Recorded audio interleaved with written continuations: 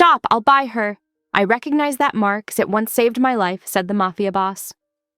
On a dark night in an underground auction, a powerful crime lord freezes when he sees a bruised woman being sold, because the strange tattoo on her ribs is the same one worn by the child who once saved him from a secret government lab. He thinks he's rescuing her from monsters, until she whispers the truth that makes his blood run cold. That mark wasn't just a symbol, it was a warning. She wasn't just hurt, she was engineered, and her body holds a deadly program designed to kill him the moment her powers fully wake up. Now the government is hunting her, the cartel wants to sell her, and her abilities are starting to break free in ways even she can't control. As danger closes in from all sides, he'll risk everything to protect the only person who ever showed him mercy, even if she's the one weapon built to destroy him. But when fate ties a killer to the man she was made to end, what happens when her heart wakes up faster than her programming? Drop a comment below and share which part of the world you're tuning in from today. If you enjoy stories like this, don't forget to subscribe for more. The neon lights of Prague's underground auction house cast sickly shadows across Lucian Hale's expressionless face. He stood motionless among the world's most dangerous criminals, his dark suit a shield of calculated indifference. The makeshift arena reeked of cigars, blood money, and desperation. His stomach churned as another lot was paraded onto the stage. Women, weapons, both treated as mere commodities by men who saw the world as their personal shopping list. Lucian maintained his mask of boredom, though his fingers twitched against his thigh. Every instinct screamed at him to burn this place to the ground. The auctioneer, a rat-faced man in an ill-fitting tuxedo, tapped his microphone. "And now, gentlemen, for our special offering of the evening." 2 guards dragged a woman onto the stage. Her dark hair hung in tangles around her face, but her spine remained straight despite the obvious pain in her movements. The thin dress they'd forced her into was torn at the ribs, revealing pale skin marked with bruises, and Lucian's practiced indifference cracked. There, partially visible through the torn fabric, was a genetic tattoo he'd seen only once before, a spiral and bar code that haunted his nightmares. His heart slammed against his ribs as memories flooded back. Sterile halls, screaming children, and a small hand reaching through darkness to save him. Black Orchid, the lab that had stolen his childhood and killed dozens of others in their twisted experiments. And this woman, she had to be connected to that night, to the child who'd helped him escape. Starting bid for this exceptional specimen is 5 million euros, the auctioneer announced, his voice oily with false charm. She's been thoroughly tested for various capabilities. The woman, Seraphine, according to the digital display above the stage, lifted her chin. Defiance blazed in her eyes despite the circumstances. A guard shoved her forward, causing her to stumble. The cartel master stepped forward, a branding iron glowing orange in his meaty fist. Perhaps a demonstration of ownership is in order? Before the brand could touch Seraphine's skin, Lucian's voice cut through the murmuring crowd. 50 million euros. The room fell silent. Even the auctioneer's practiced smile faltered. Seraphine's gaze snapped to Lucian, something flickering in her expression, recognition perhaps, or memory, stirring beneath years of buried trauma. 50 million? The auctioneer stuttered. That's 10 times the starting bid, sir. Lucian stepped into the bidding circle, his movements deliberate and predatory. Did I stutter? The cartel master lowered his branding iron, face flushed with anger. Now see here. 60 million, Lucian interrupted, his voice arctic. Final offer, unless you prefer I make a few calls about this establishment's location to certain interested parties. The threat hung in the air like smoke. Everyone present knew Lucian Hale's reputation, the man who'd built an empire on knowing everyone's secrets. The auctioneer's Adam's apple bobbed as he swallowed hard. Sold, he declared, slamming his gavel with shaking hands. To Mr. Hale for 60 million euros. The guards shoved Seraphine toward him. She stumbled but caught herself, refusing to fall. Up close, Lucian could see the raw intelligence in her eyes, the calculated assessment of her situation. She was looking for weaknesses, escape routes, survivor's instincts he recognized all too well. Touch me, she whispered, voice hoarse but steel-edged, and I'll make you regret it. Lucian maintained careful distance, even as his pulse raced with the need to shield her from view. I don't doubt it. The other bidders were watching, whispering. Lucian knew he'd just painted a target on both their backs. No one spent that kind of money without good reason, and questions would follow. But seeing that genetic tattoo, knowing what it meant, he couldn't have left her here. "My car is waiting outside," he said quietly, pitching his voice for her ears only. "You can either walk out under your own power, or I can carry you. Your choice." Seraphine's jaw clenched. "I walk." He nodded once, then shrugged off his suit jacket. With careful movements, telegraphing each action, he draped it over her shoulders. The fabric swallowed her frame, but at least it covered the torn dress and that damning tattoo. They made their way through the crowd, Lucian's presence enough to part the sea of criminals like Moses himself had commanded it. He could feel Seraphine's tension radiating off her in waves, could sense her cataloging every exit and weapon within reach. She was dangerous. He could tell by the way she moved, the way the guards gave her a wider berth than necessary despite her apparent helplessness. The underground parking garage was empty except for his armored Bentley and driver. Lucian opened the rear door himself, standing back to give Seraphine space. "After you." She hesitated, eyes darting between him and the car. "Why?" "Because the alternative was watching them brand you like cattle," he said evenly. "We can discuss the rest when we're somewhere secure." "Secure for whom?" "Fair question." Lucian met her gaze steadily. "I saw your tattoo. I know what it means because I have one too. Black Orchid Lab. Test subject number 731. Seraphine's breath caught. Her fingers unconsciously traced the hidden mark on her ribs. "That's impossible. They told us no one else survived the procedures." "They lied about a lot of things." Lucian kept his voice gentle, though rage simmered beneath the surface. "I can prove it to you, but not here. Please." For a long moment she studied him. Then with the grace of a cornered predator, she slid into the car. Lucian followed, maintaining careful distance between them. As the Bentley pulled away from the auction house, Lucian caught glimpses of Seraphine's reflection in the tinted window. Her posture remained rigid, ready for attack, but exhaustion pulled at her features. The bruises on her exposed skin were turning darker, and he noticed her hands trembling slightly despite her attempts to hide it. "There's water in the compartment to your left," he said, "and basic medical supplies if you need them." She didn't move to take either. "Where are you taking me?" "I have a safe house 20 minutes from here. Private, secure, and unknown to anyone who might be looking for you." He paused, choosing his next words carefully. "You'll have your own space. With a lock on the door, I won't force you to stay." "Just spent 60 million euros out of the kindness of your heart, did you?" Bitterness edged her words. "I spent it because I remember what those labs were like, because 20 years ago, someone helped me escape, and I've spent every day since then trying to burn Black Orchid to the ground." Lucian kept his gaze forward, giving her what privacy he could. "If you're connected to them, you're in danger, and if you're who I think you are, I owe you a debt I can never repay." Seraphine turned to study him fully then, something shifting in her expression. 20 years ago? He nodded. "I was 13. They'd just started the final phase of testing. A girl helped me get out during the power failure. I never knew her name, but she had the same genetic marker they gave all of us, the spiral and barcode. The blackout protocol," she whispered, almost to herself. "They punished us for weeks after that escape, but they never found out who—" Her voice trailed off as recognition dawned. "You were the boy in cell block C, the one they called the survivor." Their eyes met in the darkness of the car, 2 decades of shared trauma bridging. The space between them, Lucian's hands clenched in his lap, fighting the urge to reach for her. "I thought you were dead," she said softly. "They told us the escapee had been terminated. They lied about that too." Lucian's voice roughened with emotion he usually kept buried. "I looked for you, for any survivors, but Black Orchid covered their tracks well." Seraphine pulled his jacket tighter around her shoulders, and he caught a glimpse of other scars beneath her torn dress. Whatever they'd done to her in the years since his escape, she'd endured, survived, just like him. The car turned onto a private road, heading away from the city lights. Seraphine tensed again, but her eyes held less hostility when they met his. "I still don't trust you," she said plainly. "I'd be worried if you did." Lucian's mouth quirked slightly. "Trust is earned. For now, just know you have choices. Real ones, not the illusion of choice they gave us in the labs." She nodded once, a ghost of understanding passing between them.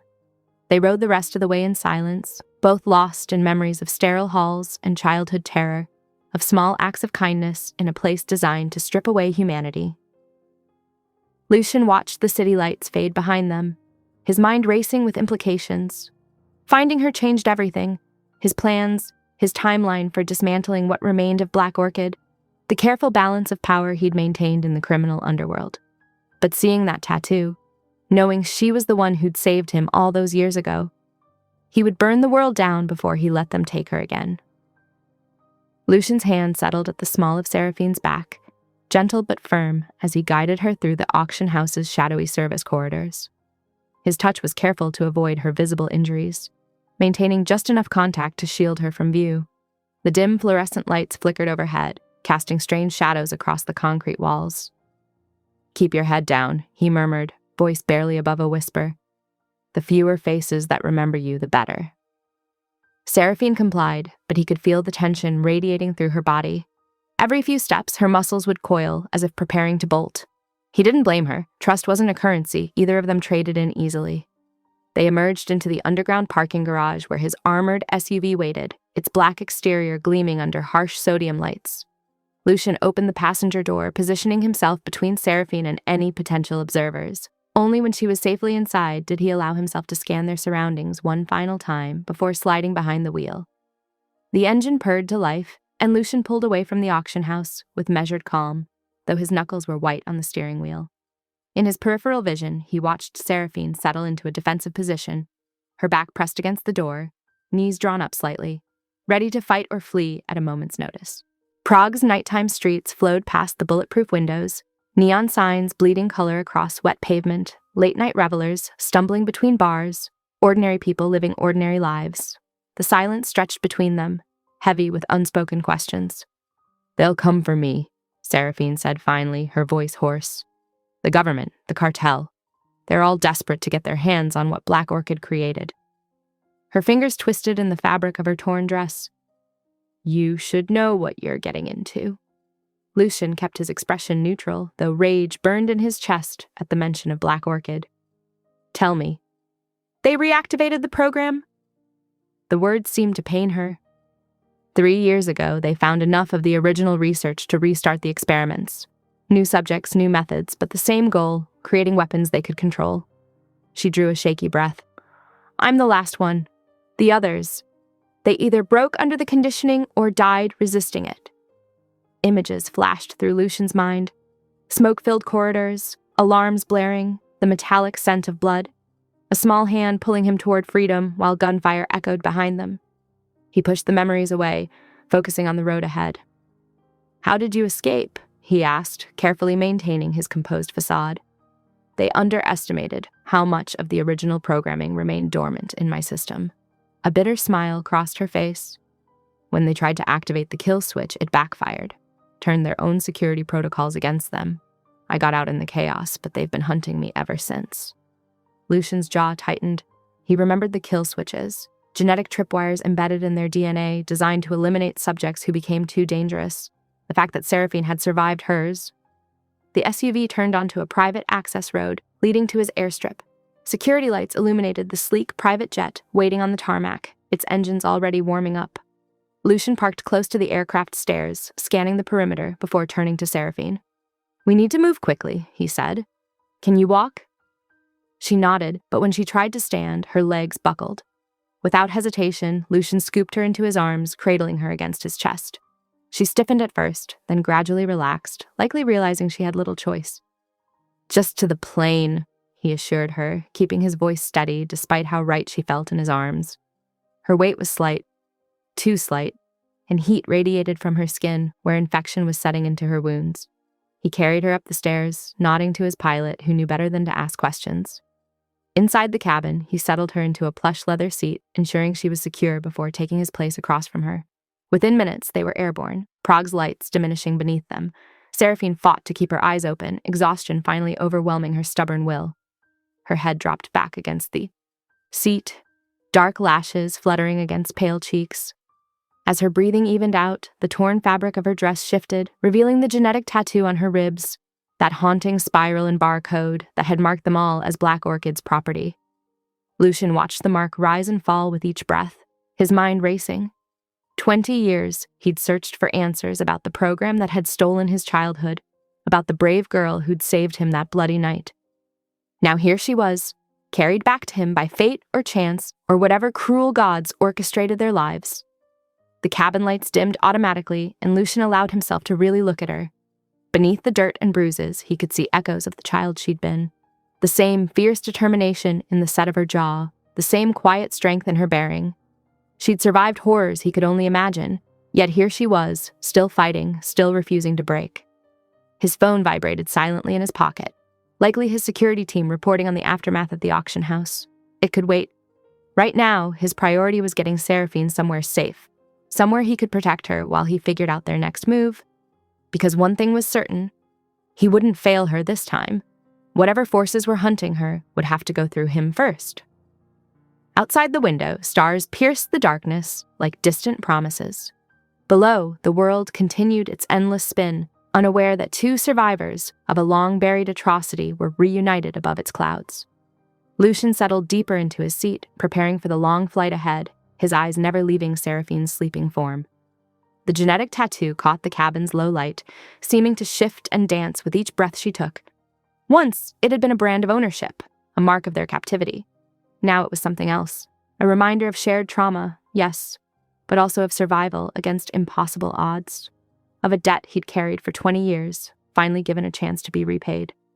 Seraphine murmured something in her sleep, her brow furrowing. Without thinking, Lucian leaned forward, adjusting the blanket he'd draped over her earlier. His fingers brushed her shoulder, and even that slight contact sent a jolt through him, a reminder that she was real, not just another ghost from his past. The jet's engines hummed steadily, carrying them through the night sky toward whatever awaited them. Lucian knew the peace wouldn't last. It never did in their world. But for now, in this moment suspended between earth and stars, he allowed himself to feel something dangerously close to hope.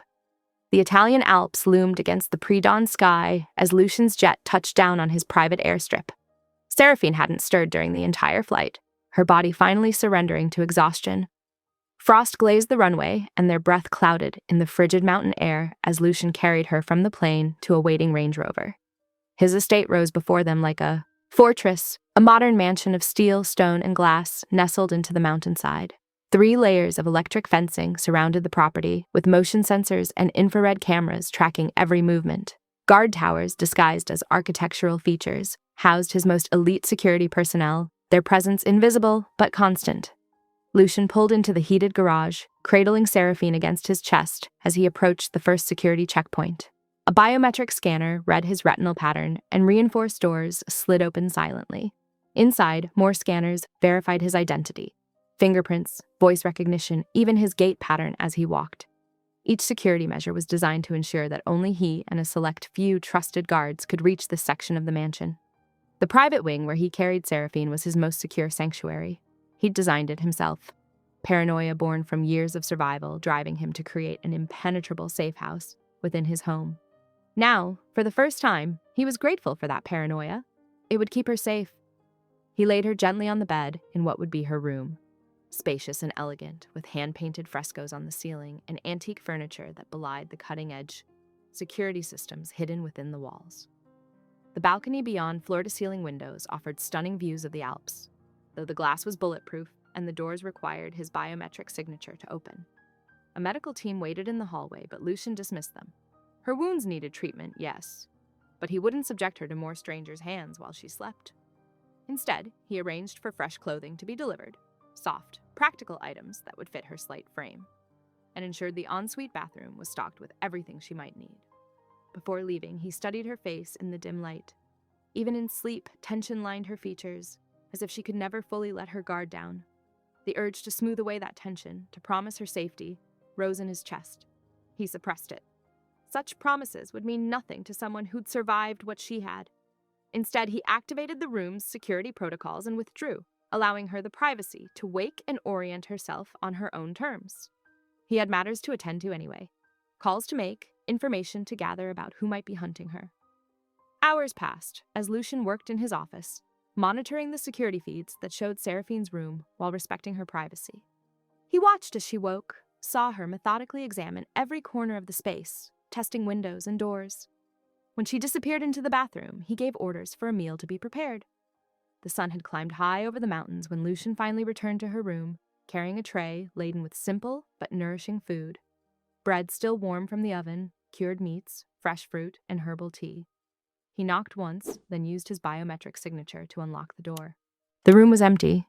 The balcony doors stood slightly ajar, impossible given the security systems. His pulse quickened as he set down the tray and strode to the balcony. There, clinging to the ornate trellis that scaled the mansion's stone walls, was Seraphine. She'd changed into the provided clothing, dark leggings and a fitted sweater that allowed for easy movement. Her hair was damp from the shower, and her fingers were bloody where she'd somehow picked the balcony's sophisticated lock. She was already 2 stories down, moving with the precise grace of someone trained to escape impossible situations. Seraphine. His voice carried on the crystal-clear mountain air. She froze, then looked up at him. For a moment, neither moved. Then she started climbing faster. Lucian vaulted over the balcony railing, dropping onto a decorative ledge before reaching down to grasp her arm. She tried to pull away, but her position on the trellis left her no leverage. With careful but inexorable strength, he drew her up and over the railing, turning their momentum so she landed against the balcony's stone wall with him bracketing her body. Their faces were inches apart, breath mingling in the cold air. This close, he could see flecks of gold in her green eyes, could feel the rapid rise and fall of her chest against his. Her skin was cool from the mountain air, but she radiated an inner heat that seemed to reach for him. "Don't ever risk your life like that again."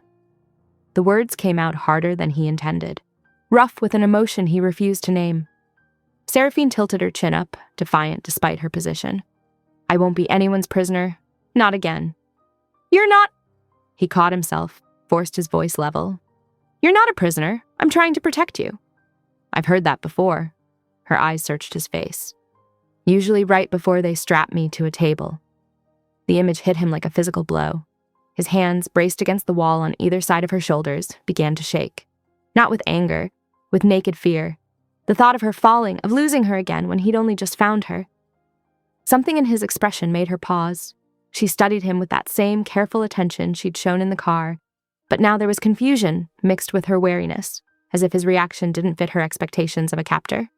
Lucian made himself step back, though every instinct screamed to keep her close, keep her safe. "Come inside," he said, gentler now. "Please, the food is getting cold." She hesitated, glancing between him and the distant ground. Then slowly she nodded and allowed him to guide her back into the room. He didn't touch her, but he positioned himself between her and the balcony doors, which sealed automatically behind them. Neither noticed the small drone hovering among the trees at the edge of the property, its high-resolution cameras capturing every moment of their interaction. The device's transmitter pulsed steadily, sending coordinates and surveillance footage to a server thousands of miles away, where unnamed figures watched with calculated interest. Inside, Seraphine sat at the small table where Lucian had left the food. She picked up a piece of bread, but didn't eat it, turning it over in her hands, as if checking for hidden threats. The morning light streaming through the windows caught the healing cuts on her fingers from picking the lock, and Lucian had to force himself not to reach for her hands, to tend to the wounds himself. "Why did you bring me here?" she asked finally, her voice quiet but steady. Lucian chose his words carefully. "Because you needed somewhere safe. Because I—" He stopped, unsure how to explain the debt he owed her, the memories that had haunted him for 20 years. How could he tell her that her sacrifice had shaped his entire life? That everything he'd built, every scrap of power he'd accumulated, had been driven by the need to ensure no one could ever cage him again? Instead, he said simply, "Because I remember what it's like to run alone." Something flickered in her eyes. Recognition, perhaps, or the shadow of shared trauma.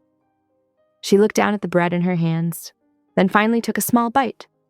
Lucian felt some of the tension ease from his shoulders. It was a start. Dawn crept over the Italian Alps, painting the snow-capped peaks in shades of rose and gold. But inside Lucian's fortified estate, the morning's beauty went unnoticed as an unsettling silence blanketed the grounds. In the security command center, monitors displayed unusual encrypted signals, pulsing at regular intervals around the property's perimeter. Lucian stood at his study window, hands clasped behind his back as he processed the morning's security briefing.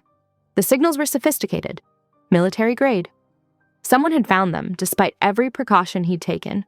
His jaw tightened as he heard soft footsteps approaching. Seraphine appeared in the doorway, wearing simple black clothes his staff had provided. She'd pulled her dark hair back, revealing the sharp angles of her face. The bruises from the auction were fading, but shadows still lingered under her eyes. She moved with the careful grace of someone accustomed to being watched, assessed, measured. "Your security teams seem agitated," she said, staying near the threshold. "Come in." Lucian turned from the window. "Close the door." She complied, though her shoulders tensed at being enclosed with him. The morning light caught the healing scratches on her hands from yesterday's escape attempt. "We need to talk about Black Orchid," he said, keeping his voice carefully neutral. "About that tattoo." Seraphine's hand went instinctively to her ribs, where the genetic marker lay hidden beneath her clothes. "Why do you care about a defunct government program?" "Because I was there." The words hung between them. 20 years ago, when they first tried to create living weapons, I survived the massacre. She stilled, studying him with new intensity. "You were one of the original test subjects?" "Yes." He moved to his desk, maintaining distance between them. "Now I find you at an underground auction bearing the same genetic markers I haven't seen in 2 decades. I want the truth, Seraphine. What does your tattoo mean? Why has Black Orchid resurfaced?" She wrapped her arms around herself, a rare display of vulnerability. "They never stopped, not really. They just got better at hiding it. Smaller facilities, different names. They learned from their mistakes. Instead of trying to create weapons from scratch, they identified people with existing genetic markers, people who might be compatible with the alterations." "Compatible how?" "Each survivor was engineered for a specific purpose, a specific target." She met his gaze. "Mine is called the Vesper Protocol. It's a kill switch, encoded into my DNA, designed to activate when I get close to my designated mark." Understanding dawned cold and heavy in Lucian's chest. "Who is your target?" "You." The word fell like a stone between them. "Lucian Hale. They engineered me to eliminate you before you could become too powerful, too difficult to control. They just needed to wait until the right moment to activate me." Lucian gripped the edge of his desk, knuckles white. "How long have you known?" "Since I escaped, I found my file." She broke off as a harsh alarm pierced the air. Red emergency lights began pulsing throughout the mansion. Lucian grabbed a tablet, scanning the security feeds. Black-clad figures were moving through the trees with military precision, having already breached the outer sensors. Their weapons and tactics spoke of elite training. "They're not here to take me back," Seraphine said, voice tight with urgency. "Those are execution units. They're here to eliminate you before I become too unstable to control." Lucian crossed to a painting on the wall, revealing a hidden panel. He pressed his palm to the scanner, and a section of flooring slid away, exposing a steep staircase. "The tunnels lead to a bunker in the mountain. We need to move, now." He reached for her hand. She hesitated only a moment before taking it, her fingers cold but grip firm. They descended into darkness as the panel sealed above them. Emergency lights flickered to life along the tunnel walls. The first explosion rocked the compound as they reached the first junction, the sound muffled, but still powerful enough to shower them with dust from the ceiling. Lucian pulled Seraphine closer, shielding her as another blast followed. "They're trying to collapse the escape routes," she whispered, voice tight with knowledge born of experience. "Standard elimination protocol. Trap the target underground." Lucian's grip on her hand tightened. "These tunnels are reinforced with steel and concrete. They won't cave easily." They moved faster, the tunnel sloping steadily downward. More explosions thundered overhead, each one closer than the last. The emergency lights flickered ominously. "Your security teams," Seraphine said between breaths. "They won't survive against these units. They're enhanced, like me, but without the conscience. Pure killing machines." "My men know the risks," Lucian's voice was grim. "And they have orders to retreat to secondary positions once the attackers are fully committed to the assault." They reached another junction, and Lucian guided them left without hesitation. The tunnel here was newer, the walls smooth and dry compared to the rough-hewn rock they'd left behind. "You've prepared for this," Seraphine realized. "Not this exact scenario, but something like it. I've survived this long by assuming everyone will eventually try to kill me." He glanced at her. "Though I admit, I didn't expect it to be quite so personal."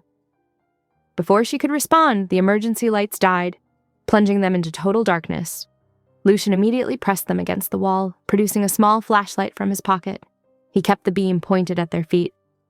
"They're cutting power to the supplementary systems," he explained quietly. "The main bunker runs on an independent generator, but these access tunnels—" A distant boom cut him off, followed by the distinctive sound of metal groaning under stress. Seraphine's breath caught. That wasn't an explosion. That was an impact charge. They're trying to breach the tunnels directly. How much time? Minutes, maybe less. Their tech is advanced. She squeezed his hand. Lucian, you need to leave me. I'm a liability. If they activate the Vesper protocol. Not happening. His tone left no room for argument. We have a better chance together than apart. Another impact shook the tunnel, closer this time. Dust and small rocks rained down on them. Seraphine pressed closer to Lucian, her free hand gripping his shirt. Despite everything, he found himself hyper-aware of her proximity, the way she fit against him in the darkness. Why are you really helping me? She whispered. You know what I am, what they made me to do. You should be running in the opposite direction. Lucian was quiet for a moment, listening to the sounds of pursuit growing closer. Because 20 years ago, a child saved my life during the Black Orchid massacre. She shielded me from gunfire, got me to a ventilation shaft. I never knew what happened to her after that, but I saw her genetic marker when they tagged her, the same spiral and bar pattern you carry. Seraphine went very still against him. That's impossible. I would have been too young. They manipulated your memories, didn't they? Part of the reconditioning. Before she could answer, a massive impact rocked the tunnel, much closer than the others. The walls shuddered ominously. Lucian's flashlight beam caught particles of concrete dust filling the air. They're getting closer, Seraphine breathed, and they won't stop until one of us is dead. Lucian pulled her forward, moving faster now. Then, we better make sure it's them! They rounded a corner just as another impact charge detonated behind them. The sound of boots on metal echoed through the tunnels. The strike team had breached. Seraphine's hand began to warm in Lucian's grip, a telltale sign of her powers responding to the threat. How far to the bunker? She asked, voice tight with controlled fear. 2 more junctions. Lucian increased their pace. But we have to assume they know about it. These aren't ordinary soldiers. No, she agreed grimly. They're what I was supposed to become. Perfect weapons without hesitation or mercy. The pursuit grew louder behind them. Multiple sets of boots moving with inhuman speed through the darkness. Seraphine's skin grew warmer, her genetic modifications responding to the proximity of their hunters. Or perhaps to Lucian himself. The Vesper protocol was an unknown variable now, a sword hanging over both their heads. They reached another junction just as a burst of gunfire lit up the tunnel behind them.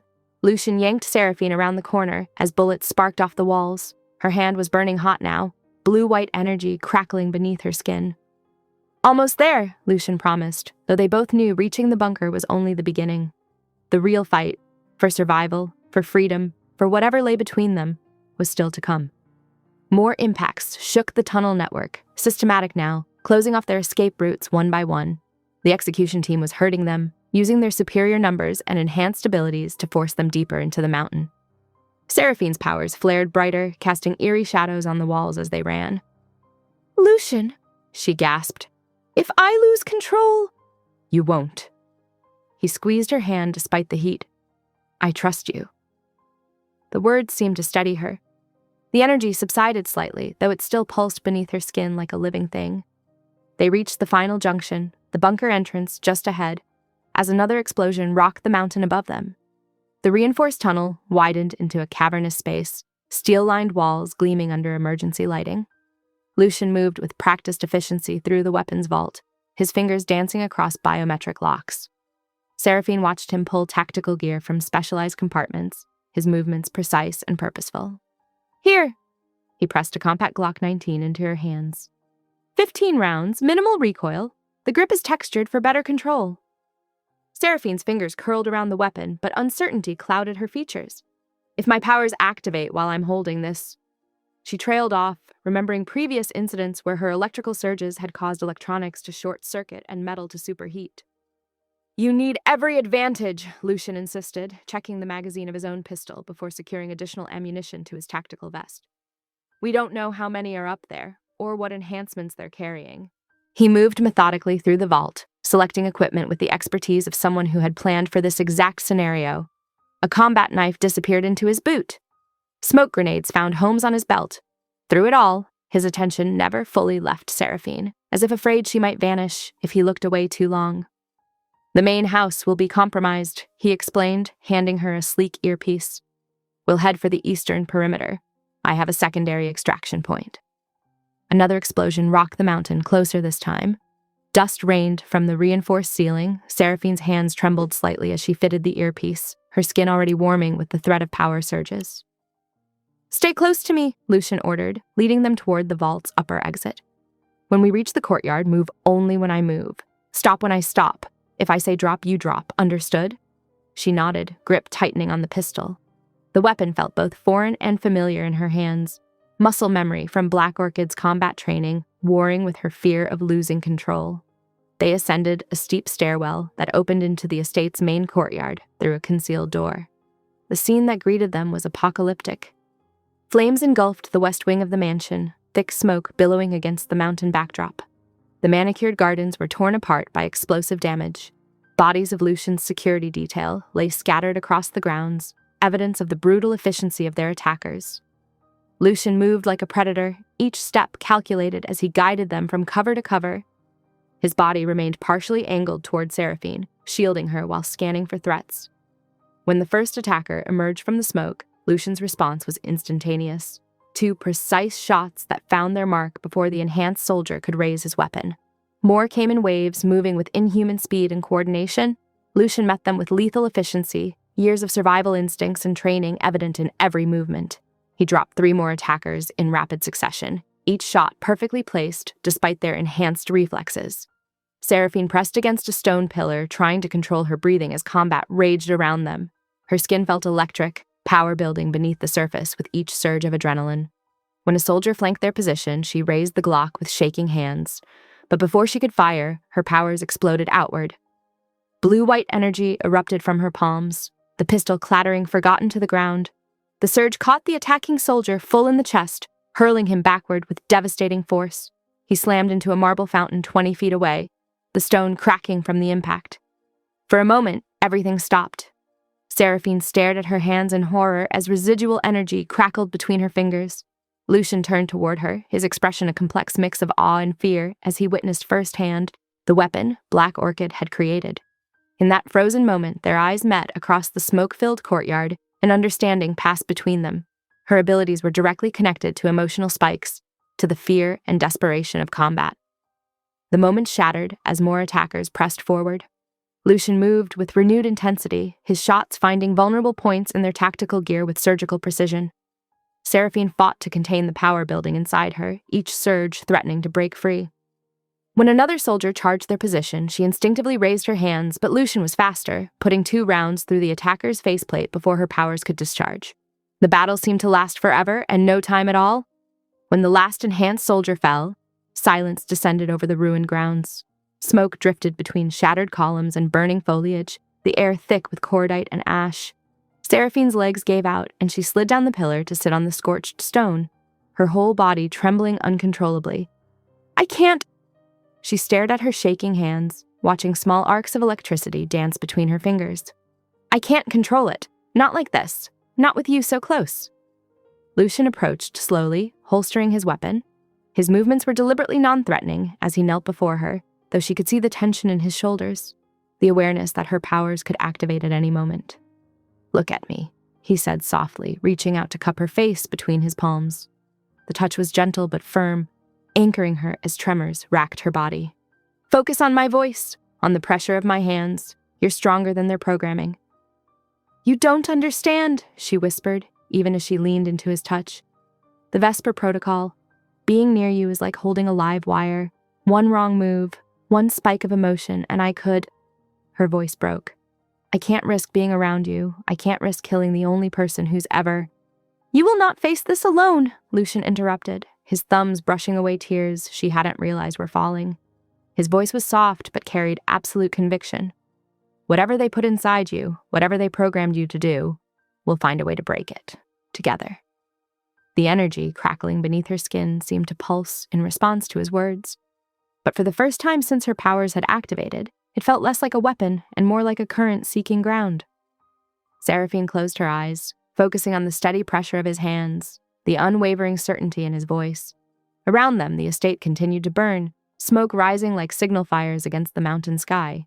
The bodies of enhanced soldiers lay scattered across the once pristine grounds, testament to the deadly dance they'd survived. But in that moment, with Lucian's hand steadying her trembling, Seraphine allowed herself to believe that maybe, just maybe, she wasn't destined to destroy everything she touched. "I won't let them have you," Lucian promised, his voice barely above a whisper. "Not again. Not ever." The words hung in the smoke-filled air between them, heavy with meaning and memory. Seraphine opened her eyes to find him watching her with an intensity that made her breath catch. Part protector, part predator, all focused on keeping her safe, even if it meant protecting her from herself. Dawn hadn't yet touched the mountains when Lucian guided Seraphine through the dense alpine forest. The trek from his compromised estate had taken hours, following hidden trails that wound deeper into the wilderness. Mist clung to the ground, turning the woods into a ghostly landscape of shadows and silvery light. Seraphine's powers flickered beneath her skin like static electricity, responding to every snap of a twig or rustle in the underbrush. But each time the energy threatened to surge, Lucian's hand would brush against hers, a seemingly casual touch that somehow grounded the volatile force inside her. "Almost there," he murmured, his breath visible in the pre-dawn chill. The safe house emerged from the fog, a modern structure of stone and reinforced glass that blended seamlessly with the mountainside. Unlike his sprawling estate, this refuge was modest but formidable, with cutting-edge security systems disguised by rustic architecture. Lucian pressed his palm to a hidden biometric scanner, and the front door whispered open. "Welcome to your new temporary home," he said, ushering her inside. Warm light spilled across polished concrete floors as motion sensors detected their presence.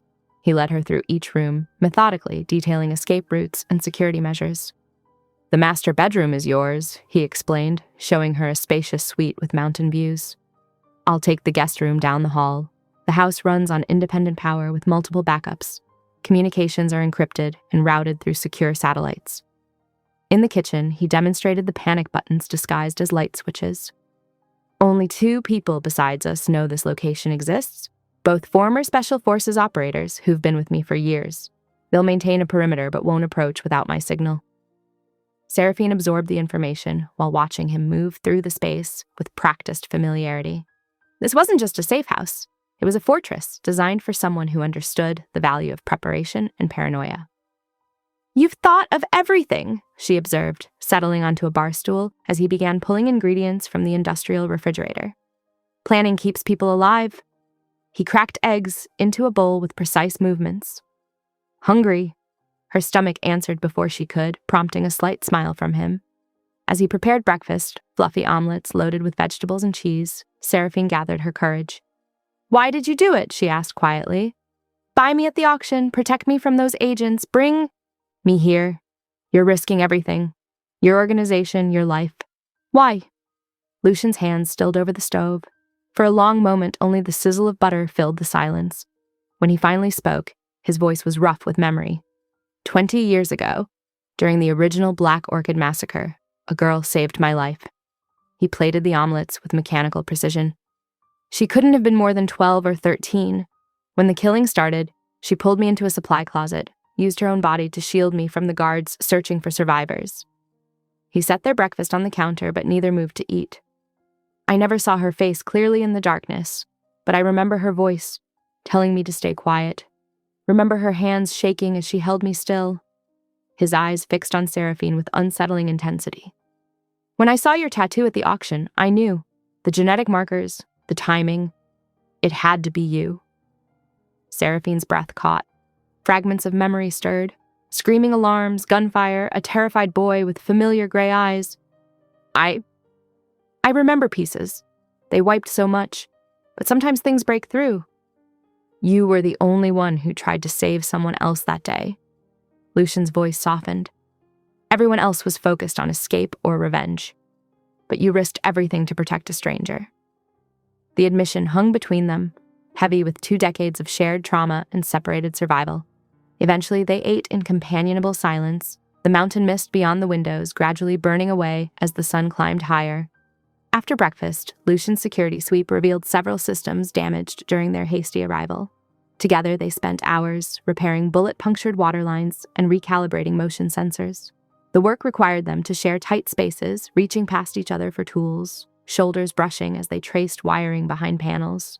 Each accidental touch sent awareness skittering across Seraphine's skin.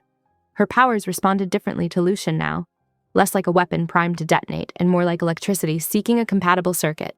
She caught him watching her when he thought she wasn't looking, his expression unguarded in those brief moments. By evening, exhaustion had settled deep in her bones. Lucian provided her with a thick file containing everything he'd gathered about Black Orchid's resurgence. She curled up on the leather sofa in the living room, the folder open on her lap as she pored over redacted documents and surveillance photos. The words began to blur as fatigue took hold. The last thing she remembered was Lucian's voice, low and gentle, telling her to rest.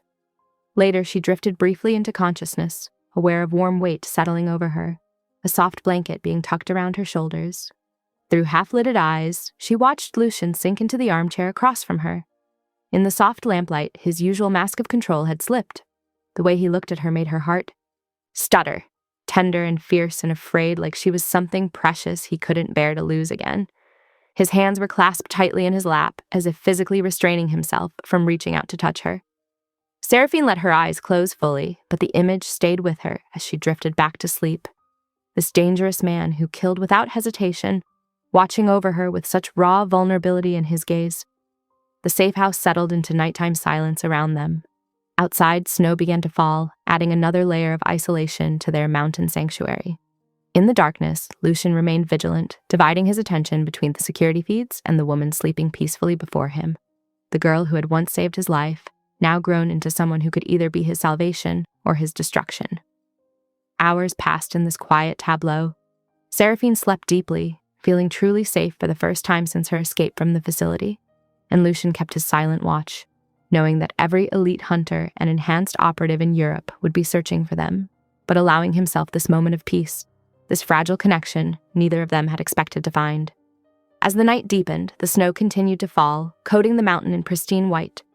Inside the safe house, two survivors of unimaginable trauma found a temporary respite, their shared past creating a bridge across years of isolation and fear. Tomorrow would bring new dangers, but for now they had this, a quiet room, falling snow, and the tentative trust beginning to grow between them. Dawn crept over the mountains, painting the snow-dusted peaks in shades of rose and gold. Seraphine woke early, her mind still clouded with fragments of dreams, memories of steel tables and needles mixed with newer images of gray eyes watching her in lamplight. The safe house was quiet except for the distant hum of security systems. She padded down the hallway in thick socks, following the wall of built-in bookshelves until she discovered a proper library. The room was a surprise. Warm wood paneling, leather chairs, and floor-to-ceiling shelves filled with carefully organized volumes. Her fingers traced along the spines, pausing at sections dedicated to genetic engineering, neurological conditioning, and trauma recovery. Medical journals sat alongside case studies of enhanced human abilities. Dog-eared pages and margin notes revealed years of methodical research, someone trying to understand what had been done to them, searching for answers in scientific literature. I started collecting them after the massacre. Lucian's voice came from the doorway, making her jump. He looked softer in the morning light, wearing a black sweater instead of his usual suit. Every scrap of information about Black Orchid, genetic modification, memory manipulation, anything that might explain what they did to us. Seraphine pulled a heavily annotated volume on neural programming. You've been studying this for years. At first, I thought understanding the science would help me control the nightmares. He moved closer, close enough that she could feel his warmth. Later, I realized I was looking for you, for any trace of the other survivors. Did you find others? She held her breath, afraid of the answer. 3 confirmed deaths. 2 more vanished completely. His jaw tightened. When rumors of the program's revival started surfacing, I increased surveillance, but you were the first concrete proof I found. She set the book down, her hands trembling slightly. They told us all the original subjects were dead, that we were the new generation, built to be more stable, more controllable. How many others were there in the new program? 12 when I escaped. Her voice caught. But they were already showing signs of genetic breakdown. The kill switches were failing, causing cascade failures in their enhanced abilities. I don't know how many survived. Lucian's hand brushed her shoulder, steadying her. You're different. Your abilities are still stable. Because they tied my protocols directly to you. She looked up at him. My genetic coding recognizes you as both trigger and stabilizer. It's why I can't... She broke off as thunder rumbled overhead, the library windows rattling. Dark clouds had rolled in while they talked, bringing an unseasonable storm. Wind howled through the mountain peaks, and fat drops of rain began pelting the glass. The lights flickered once, twice, then plunged them into darkness. "Backup generators should kick in," Lucian said, his hand finding hers in the gloom. "But the main power could be out for hours in weather like this." He led her to the great room where a massive stone fireplace dominated one wall.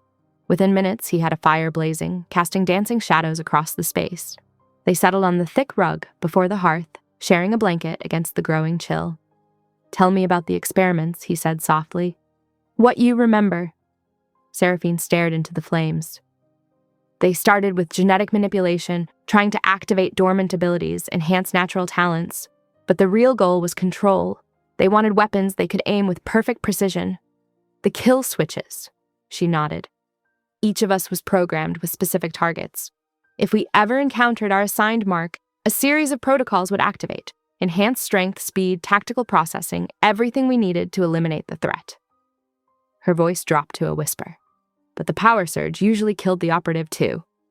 Lucian's hand tightened around hers. "And I'm your target." "Yes, but it's different with you."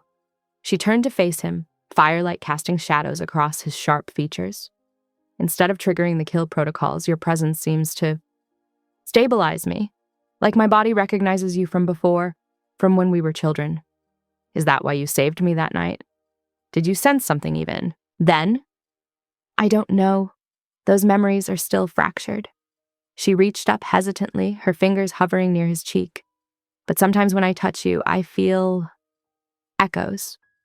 His breath caught as her fingers made contact with his skin.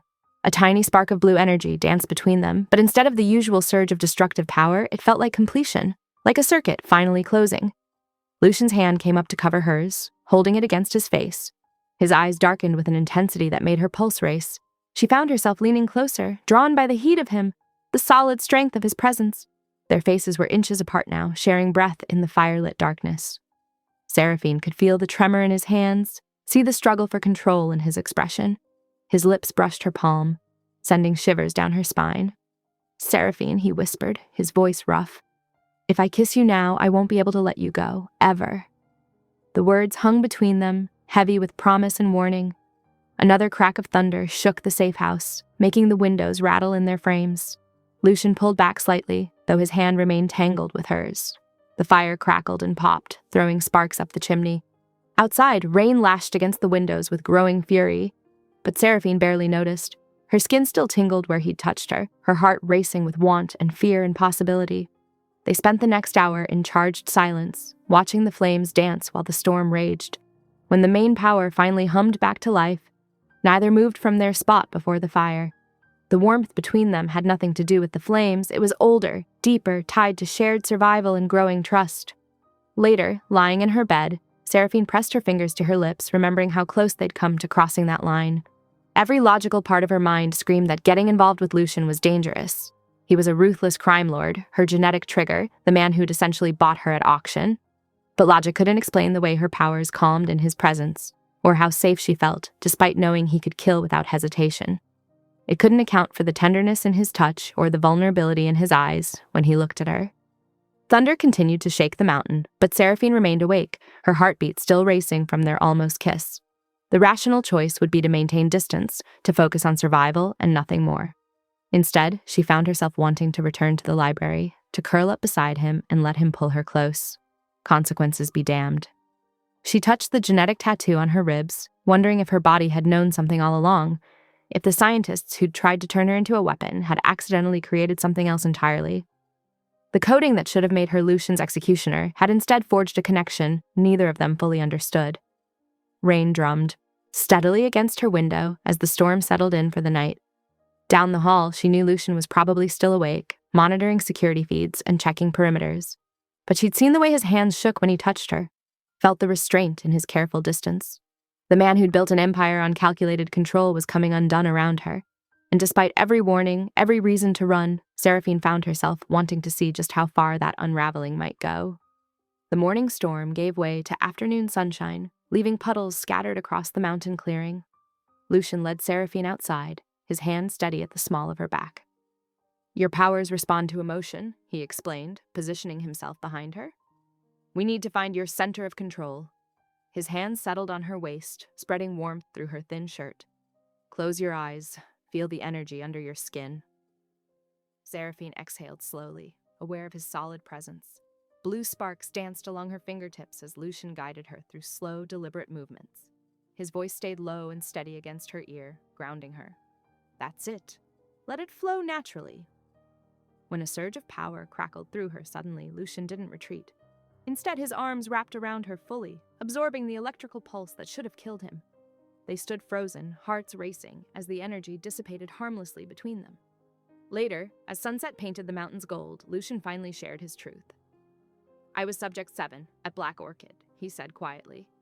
They were creating tactical weapons, children trained to analyze and exploit weaknesses. You were the only one who saw me as human, not a test subject. Seraphine's chest tightened. They erased so much, she whispered, altered my memories, but something in me remembers you. She reached for his hand, and this time he didn't pull away. They sat together on the porch, watching darkness creep across the valley, shoulders touching. Neither dared to move closer, though both ached to try. 3 days passed like a gentle river, each moment flowing into the next, as Seraphine and Lucian found their rhythm in the safe house. The morning sun filtered through mountain pines as Lucian headed outside to check the perimeter sensors, leaving Seraphine alone with her thoughts and his laptop. Her fingers hesitated over the keyboard when she spotted it. Vesper Protocol, an encrypted file that seemed to pulse with dark secrets. Heart pounding, she bypassed the security using skills from her past. What she found made her blood run cold. Government documents detailing a genetic kill switch embedded in her DNA, specifically keyed to Lucian's biometric signature. When Lucian returned, she confronted him with shaking hands. How long have you known? His face fell. I found the file years ago. I didn't tell you because... Because what? I'm just another weapon for you to control. No! His voice cracked with emotion. I was trying to protect you. Their argument exploded into raw confessions. Fear, desire, trust shattered and rebuilt in desperate words. When Lucian stepped closer, Seraphine couldn't stop herself from grabbing his shirt, pulling him into a searing kiss that tasted of anger and need. Blue electricity crackled between them. Terrified by her surging powers, she pushed away, but before either could speak, an explosion rocked the safe house. Gas grenades crashed through windows as cartel mercenaries swarmed in, forcing them apart in clouds of choking smoke. Smoke burned Lucian's lungs as he fought through the chaos, his voice raw from shouting. Seraphine! He glimpsed her through the haze, struggling against 3 masked figures. His heart stopped when one pressed a needle into her neck.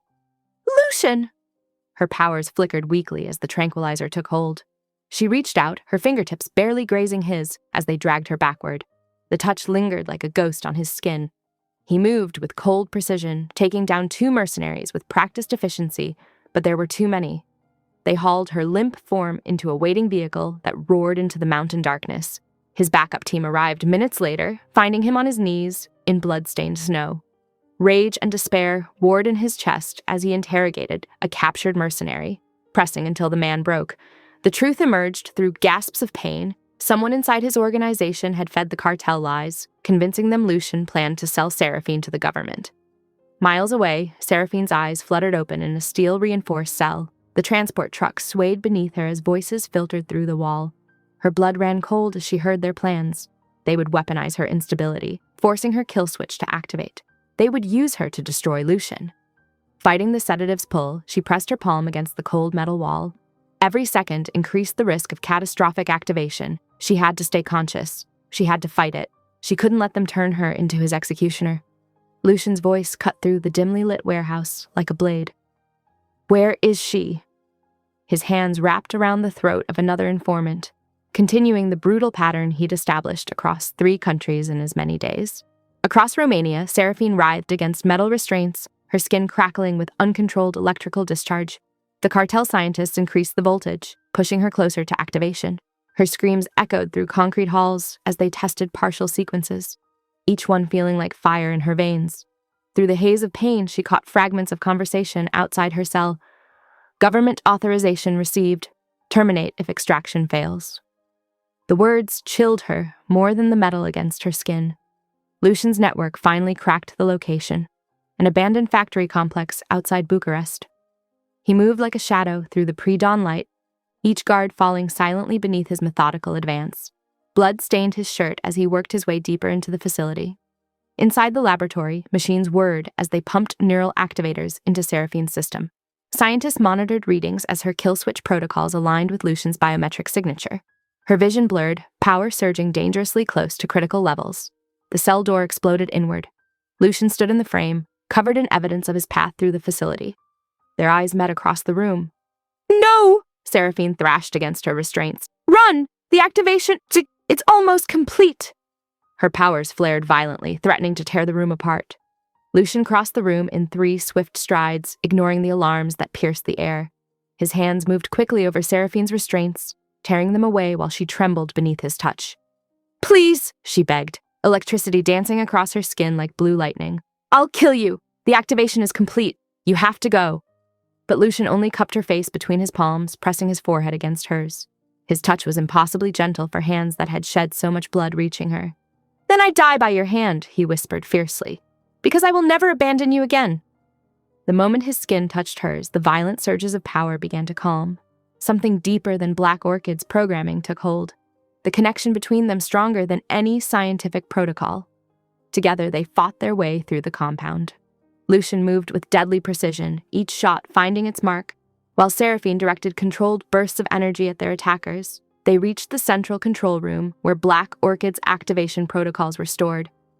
"No one else becomes a weapon," Seraphine said, placing her hands on the servers. Electricity poured from her palms, frying the systems beyond recovery. The screens went dark one by one. Hours later, safe in a temporary hideout, Lucian held her while sobs racked her body. "Someone finally chose me," she whispered against his chest. "Not chose," he corrected softly. "I belong to you. My heart, my empire, my life, all yours, forever." Thank you for listening. Stories connect us in the most unexpected ways. If you felt that spark today, make sure you're subscribed. I share a new one daily, and the next might change your day.